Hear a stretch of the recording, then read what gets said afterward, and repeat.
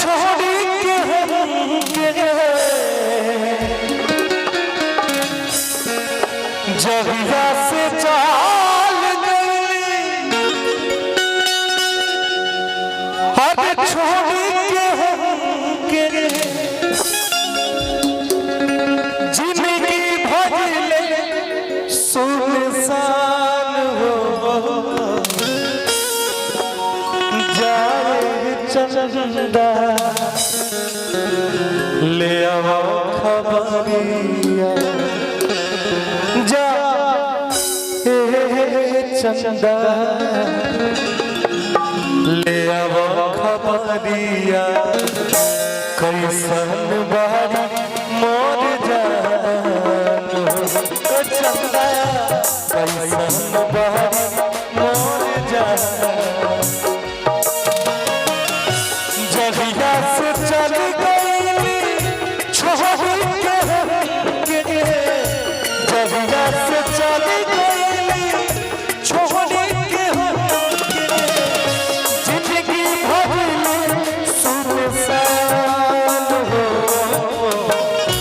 जाए चंदा ले आओ खबरिया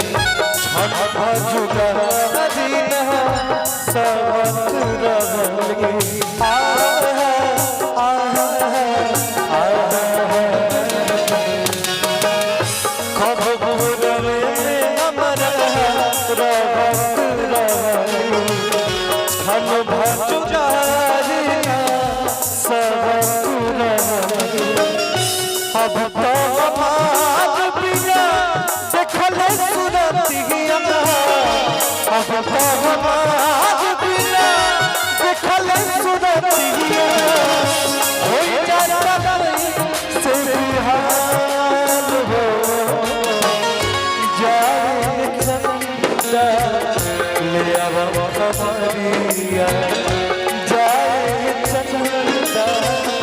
ले आओ खबरिया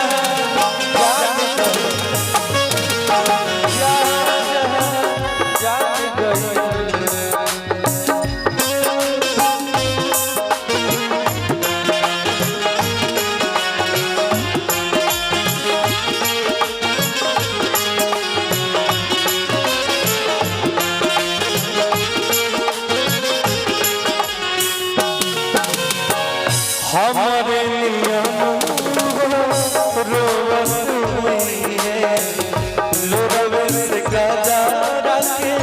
धोवत हुई है।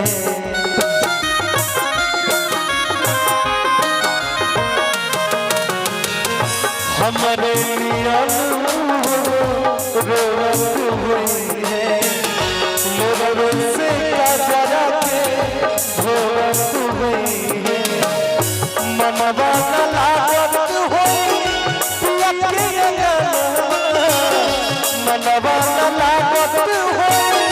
पिया के अंगना, होई हो बहुत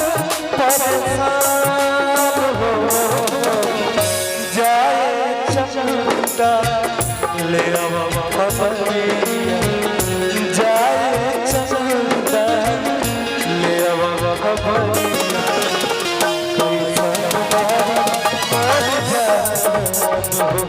चंदा